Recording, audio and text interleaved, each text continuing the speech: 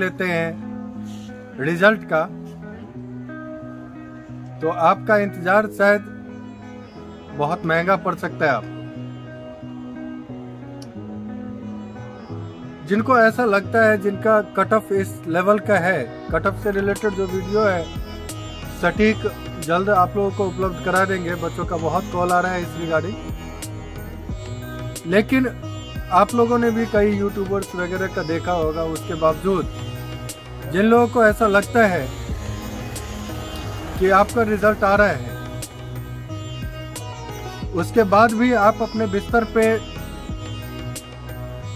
सुबह 6-7 बजे तक लेटे रहते हैं, आप अपने लिए नुकसान कर रहे हैं। कंपटीशन जो है आपका फिजिकल का, पिछला बार जो कंपटीशन था उससे कहीं ज्यादा कठिन होने जा रहा है। इसके कुछ कारण हैं। अभी रिसेंट में आप लोगों ने बिहार पुलिस दरोगा में हाई जंप वाले इशू को संज्ञान में लिया होगा। उसमें आप लोगों का टाइगर जंप बैन कर दिया गया है और इसका पूरा संभावना है कि बिहार पुलिस कांस्टेबल के फिजिकल टेस्ट में भी टाइगर जंप बैन ही रहेगा। उन लोगों को, बिहार पुलिस दरोगा वाले बच्चों को ग्राउंड में मालूम चला कि उनका टाइगर जंप बैन हो गया है। वैसा स्थिति आपके साथ ना हो, इसके लिए आप लोगों को पहले से सीजर वगैरह का प्रैक्टिस करके रखना होगा। अब इससे आपके रनिंग में क्या कंपटीशन आएगा, इस चीज को समझिए। टाइगर जंप करने में दोनों पैरों का इस्तेमाल होता है। पूरा बॉडी वेट, जैसे आपका अगर 60 केजी, 70 केजी, 55 केजी जो भी बॉडी वेट है, वो पूरा बॉडी वेट लास्ट उछाल लेते समय दोनों पैर पे आता है। लेकिन सीजर जंप में लास्ट उछाल लेते समय बॉडी वेट केवल एक पैर पे आता है। आप समझ सकते हैं, एक पैर पे पूरा बॉडी वेट आने के कारण आपके पैर में इंजरी का संभावना दुगना से भी अधिक बढ़ जाता है सीजर में। उसका इफेक्ट जैसे ही आप 4 से 5 बार जंप करते हैं, हाई जंप, उसमें डर होता है कि कहीं ना कहीं इंजरी आ जाए, दर्द आ जाए, shin pain, ankle joints, knee joints, ligaments, muscles, even back, ये सब में इंजरी आने का बहुत संभावना बढ़ जाता है। उससे आपका दौड़ पूरी तरह खराब हो सकता है।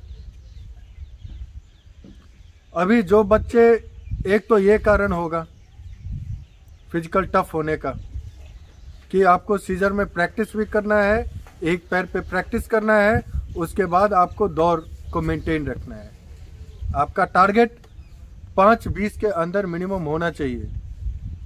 5 को तोड़ना थोड़ा मुश्किल होता है, नामुमकिन तो नहीं है, बहुत बच्चे तोड़ते हैं, 5:20 के अंदर, 5 के अंदर आते हैं, लेकिन मिनिमम टारगेट जो है ये आपका 5:20 के अंदर होना चाहिए रनिंग टाइम बॉयज का। और गर्ल्स सेम कंडीशन, आप लोगों का भी 4:20 के अंदर मिनिमम टाइमिंग होना चाहिए। अब देखा ही जा रहा है कि जो बच्चे रिजल्ट, जिनको ऐसा लग रहा है कि रिजल्ट आ रहा है, फिजिकल तैयारी भी शुरू कर दिए हैं, वो लोग भी बहुत बड़ा गलती कर रहे हैं। अभी गलती ये कर रहे हैं कि अगर आप इनिशियल फेज में है फिजिकल प्रिपरेशन का, तो आप एकाएक ग्राउंड में दिखते हैं जो बहुत सारे पहले से तैयार करने वाले बच्चे, जैसे आर्मी का तैयारी करने वाले बच्चे लगभग हर ग्राउंड में मिल जाते हैं। और जो पुराने बच्चे हो गए हैं आर्मी का तैयारी करने वाले, वो सब अब ट्रेनर के रूप में कन्वर्ट हो गए हैं। वो सब सिखाते हैं, अच्छा बात है, बहुत अच्छा बात है, लेकिन कुछ चीज़ों को ध्यान देना चाहिए कि जो ऑलरेडी 3 साल 4 साल 5 साल एटलीस्ट 6 महीने पूर्व से भी जो ट्रेनिंग कर रहा है, फिजिकली एक्टिव है, और जो एकाएक जो पढ़ाई से मतलब रखता था अब एकाएक ग्राउंड से मतलब जिसको रखना है, उसको अगर आप उस तरीके से दोहराएं तो लॉन्ग लास्टिंग इंजरी होने का बहुत संभावना है। न्यूरोमस्कुलर इंफ्रैक्शन, जो आपका पैर का मसल्स है, वो अगर हड्डियों से थोड़ा अलग होने लगे, जिससे सिन पेन वगैरह या दुनिया भर का पेन आपको आता है, उस स्थिति में 2-2 महीने का रेस्ट। मेरे पास यहाँ लगभग 70-80% बच्चे ऐसे होते हैं जो कि ऑलरेडी पहले से ग्राउंड में दौड़ाने वाले जो लड़के हैं, उन लोगों के कारण कहता है ना, घिंचवा देते हैं, हाथ पकड़ के घींच देता है, पीठ पे हाथ रख के दौड़ा देता है।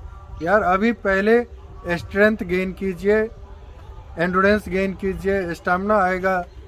मसल्स में स्ट्रेंथ आया नहीं है और उसको एकाएक दौड़ा देते हैं, इवन टाइम लगा के अभी दौड़ा देते हैं। इतना बड़ा ब्लंडर ना करें। 2 महीना तक रेस्ट लेना पड़ सकता है, इवन 6 महीना तक का रेस्ट हो सकता है अगर लिगामेंट इंजरी आ गया तो दौड़ने में भी बड़ा इंजरी सब आ रहा है। हाई जंप का तो बात ही दूर है, हाई जंप तो शुरू में करना ही नहीं चाहिए। हाई जंप के लिए आपका बॉडी फ्लेक्सिबल हो, आपका वेट कम हो, आपका मसल्स मजबूत हो, आपका लिगामेंट्स मजबूत हो, जॉइंट्स आपका प्रॉपर लुब्रिकेटेड हो। दौड़ रहे हैं बच्चे, कोई मसाज नहीं कर रहा है, अजीब स्थिति है। दौड़ रहे हैं, डाइट नहीं प्रॉपर ले रहे हैं, ऐसे नहीं चलेगा।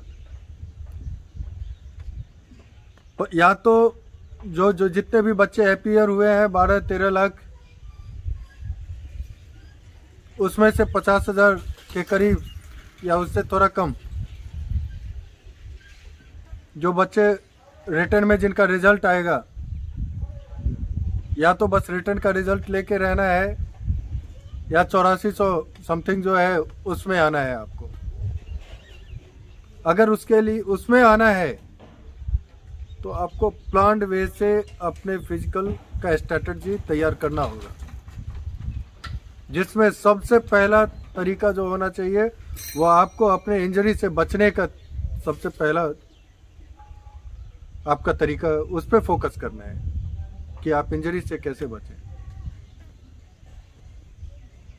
एक छोटा सा भी इंजरी आपके लिए बहुत महंगा पड़ सकता है ग्राउंड में जिस समय आप टेस्ट दे रहे हो, क्योंकि सेकंड्स का 100वां भाग भी आपके रिजेक्शन का कारण बन सकता है, नैनो सेकंड्स।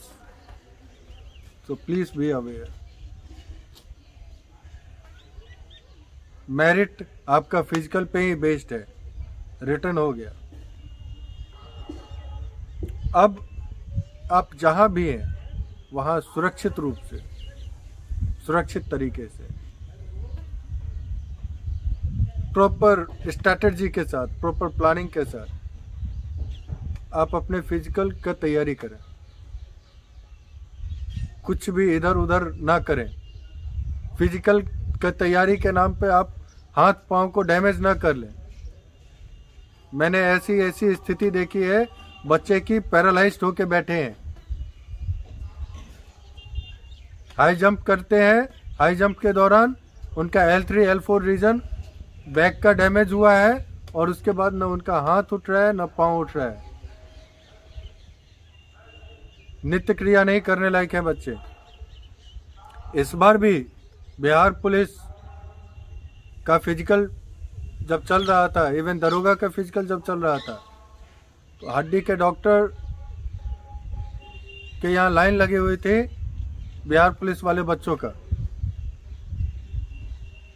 अच्छे बच्चे जिनका फिजिकल में बहुत ज़्यादा कुछ मेहनत नहीं करना है, वैसे बच्चे डैमेज होते हैं थोड़ी सी मिस्टेक के कारण। प्लीज़ अवॉइड कीजिए इन सब मिस्टेक्स को।